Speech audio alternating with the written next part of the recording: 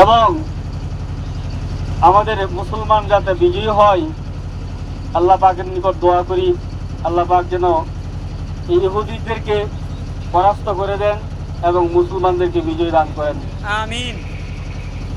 আর জিহাদ, আমাদের জিহাদ চলমান থাকবে। রাসূল সাল্লাল্লাহু আলাইহি ওয়াসাল্লাম বলেছেন, জিহাদু মাযি ইলা ইয়াউমিল কিয়ামাহ, জিহাদ কিয়ামত পর্যন্ত চলতেই থাকবে। কুতিবা আলাইকুমুস সিয়াম, তোমাদের উপর রোজাকে ফরজ করা হয়েছিল। এই সব এরকম শব্দ দ্বারাই এটাকে ফরজ করা হয়েছে। সুতরাং আমাদের কেতালের মনোভাব, আমাদের মন মানসিকতা কেতালের প্রতি থাকতে হবে।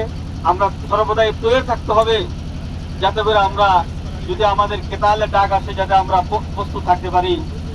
আল্লাহ তাআলা আমাদের সকলকে তৌফিক দান করুন। শেষ আলামিন ভাইকে